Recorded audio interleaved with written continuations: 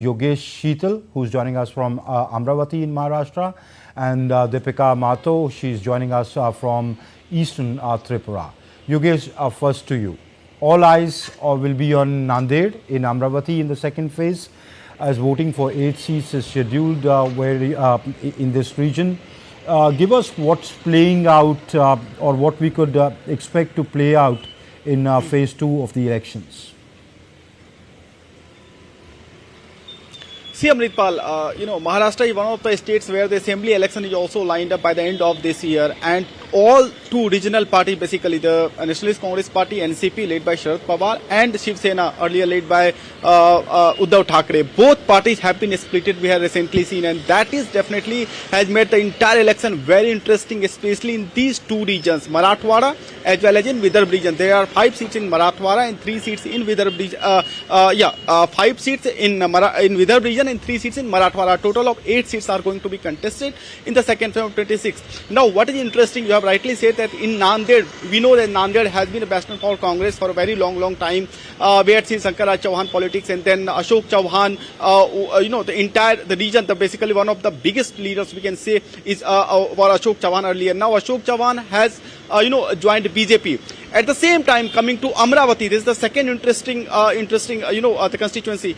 In what happened in Amravati last in 2019 election, what happened? There were 8 seats in this region, and 7 seats were won by the NDA. That was a combination of Shiv Sena, that was undivided that time, and BJP. Now at this time, there are the 8 seats which were not won by the BJP. That was Navneet Rana seat, and that was Amravati itself. Navneet Rana last time she was contested independently, and she was supported by NCP as well as by the Congress party. Right. Now the very interesting thing is this time Navneet Rana has joined BJP, and the entire Amravati politics has been now completely shifted, and the sentiments game are on, you can say, a silent wave of sentiment, and Uddhav Thackeray as well as the Eknath Shinde, both fraction of Shiv Sena, are just trying to the voters, and the sentiment is going to the sympathy vote. You can see the silent wave of sentiments is going to make a very significant impact in this region.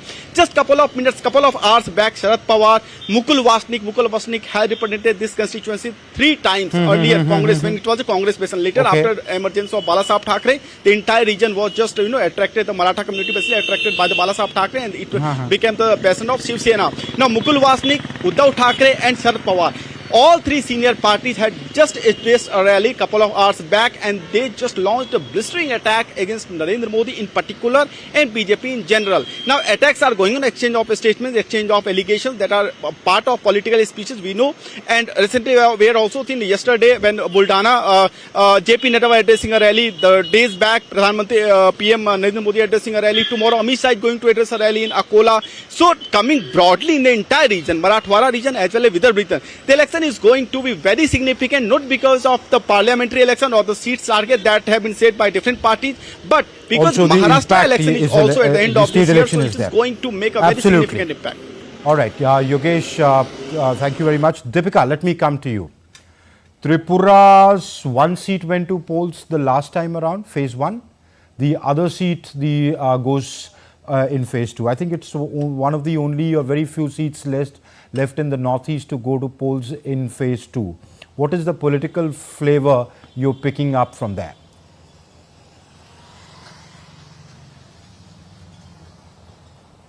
Amritpal, when we talk about Tripura East, it comprises, the entire Tripura rather comprises of 30% indigenous people. And when we talk about the political favor, it's completely indigenousness that people are looking forward here, because the vote share here belongs to the indigenous people, and the development also is expected by the indigenous people. So when we talk about the vote share and the political gripping, the kind of political fervor that has been spread over this eastern part of Tripura, when we particularly talk about, it is basically on the development, on the rights, on the script, on the history, and on the land of the Tripura people, and this is where the Tripura Motha party comes in. Now, interestingly, there is an alliance between Tripura Motha party and the BJP, and this is how the BJP is already ruling over here in Tripura East. And when we talked here to many of the people, because right now we are here in Khowai, which is the East district, far away from Agartala, it is inside Tripura East, and this Kuwai district people are looking forward. We met with many indigenous people also who can only talk in Bangla and not in any other language, and they said they are looking forward towards development only, and they got the hope from the BJP party only. What they were lacking is the agreement which was then signed with the Home Minister and Pradyot, who is the leader of the Tripura Mota party over here. So when we talk about the altogether political permutation and combination, here it is solely dependent on the indigenous people, the right of indigenous people, and how they are going to benefit from the upcoming elections. And this is how the BJP is also going to post here. We've got the main fight between BJP and CPIM. Here the CPIM has failed, as per the people, the local citizens here, the CPIM has failed to give them any hope, any glimmer of hope when it comes to development, and especially the right. So Article 2 and 3, this is what Pradyot says he is banking on, and he has had numerous round of talks with Home Minister Amit Shah. So this is what Pradyot says, and this is how Pradyot has fielded his sister Kriti Singh Dev Burma, who is also known as the Maharani of this state, Maharani Kriti Singh Dev Burma, as the face of this East constituency. So as on the 26th of April, Tripura East would face all the polls, and all the people here, the local indigenous people, would be going to polls. They would decide the fate of themselves only when they go on to polls, and it also remains to be seen how promising Kirti Dev Burma comes out for the indigenous people on the backing of Pradyot Dev Burma. Amritpal.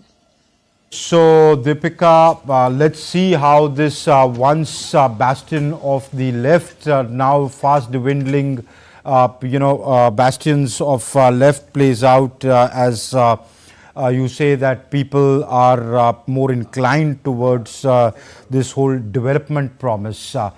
Yogesh Sheetal from Amravati and Deepika Mahato, thank you very much for joining us and giving us the updates from the ground. You're watching RDD India News Hour, and now it's time for sports news.